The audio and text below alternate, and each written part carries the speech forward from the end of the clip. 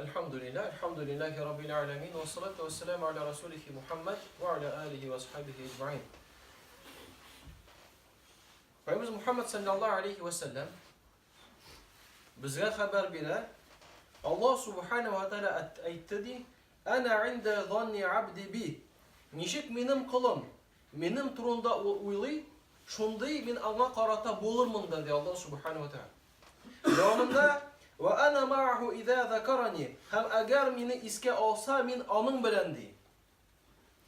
Bu ayet Allah subhanahu ve teala bizge ayaklarına, kollarına, bütün nimetlerini biruşu. Onlardan tıra bugün biz ayakka basabız mı yok mu? Onlardan tıra biz bugün işli alabız mı yok miken? Onlardan tıra biz bugün suli alabız miken yok miken? Onlardan tıra bizim sağlık selametliğimiz. Onlardan bütün nese tıra.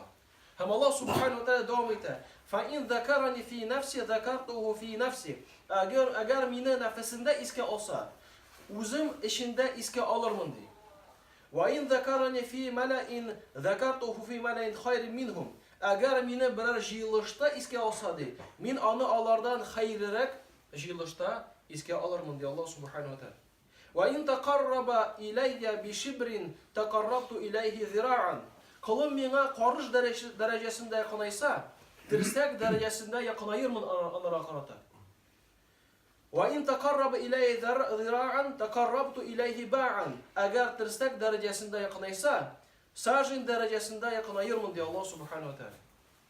وَاِنْ اَتَانِ يَمْشِ اَتَيْتُ هَرُولَ. Eğer bana atlap varsa ona yığırıp gelirmin diye. Bu El-Bukhari hem Müslim'de kelgen hadis kudusi. Zan, fikir, cemaat Allah'a karata hem Müslümanlara karata iki türlü bulalar. Birincisi elbette yaxşı uy fikir. Hem bunun turunda Allah subhanahu wa ta'ala Kur'an-ı Kerim'de bizge fikir bire, o ayet kitire. Euzu billahi mineşşeytanirracim. Vesta'inu bis-sabri ve's-salat ve innaha lekebîratun illa alel khâşi'in. Yerden sıra sabırlıkka hem namazga müracaat etiniz. Elbette namaz tırnaklardan tırnak yani smirenli. Çünkü tırnak bütün kamil manasını vermiyor. Smirenli diyen manadakiler. Başka bütün kişi için ağır yıktır. Kimler son alar şul? Haşiyenler, tırnaklar diyende Allah devam eder. اَلَّذ۪ينَ يَظُنُّونَ اَنَّهُمْ مُلَاقُ رَبِّهِمْ وَاَنَّهُمْ اِلَيْهِ رَاجِعُونَ. Özlerinin Rabbisi bilen işraşuğuna hem ona kaytuğuna ışanışırlardı. 2. sure 45. hem 46. ayet.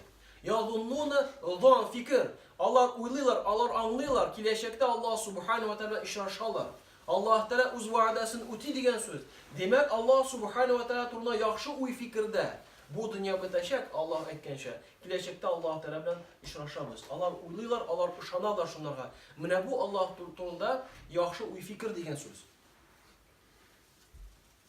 Şuna göre cemaat Allah subhanahu wa ta'ala aşağıra gerek. Allah turunda yaxşı uylarga gerek. Çünkü Allah teala her birimizni yarattı, her birimizge yerden itip turga azir. Hem bir kimge de bir nersege de muhtaç değil. Eğer de ettiyken işraşamız demek işraşamız. İkinci türü cemaat ol naşar uy fikir. Allah turunda, Müslümanlar turunda hamında bir galim şunday matur sözler ayta. Allah yardım etmi. Ya ise uz Rasulün kitabın, dinin jinguşi itmi diyen uy fikirlerdi. Ol Allah turunda naşar uy fikirde bulu diyen söz. Çünkü Allah Teala bizge vaada ete cinimiz üstün bulur. Lakin eğer de kişi yok aytsa bulmayı, yok bulay tekrar dese bu naşar uy fikir diyen söz. Allah subhanahu wa ta'ala bizge şu hadis kudusu ayta, tamam iskatursam, "Enne inde zanni abdi bi."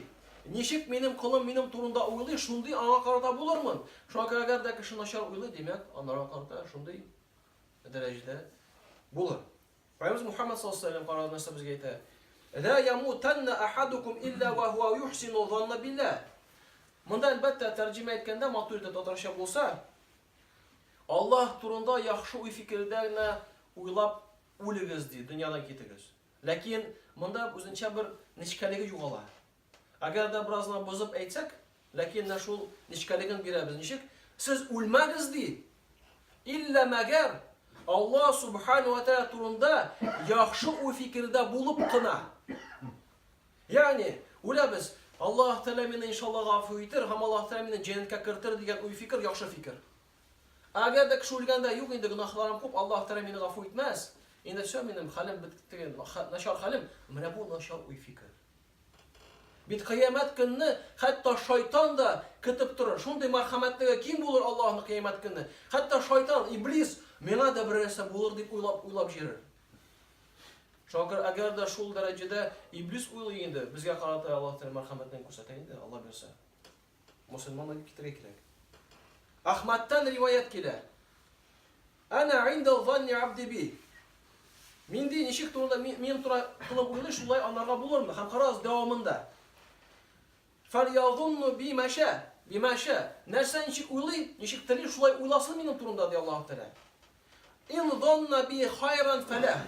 Һәм әгәр дә минем турында яхшы уйласа, ул аның өчен. Ва ин занна би шарран фалах. Әгәр дә инде минем турында начар уйласа, анысы да аның өчен. Шуңа күрә Аллаһ Тәала безгә шундый мәгълүмат бирә. Шуңа әгәр дә без Аллаһтан сорасан, ләкин бирми дип уйласак, бу начар фикер.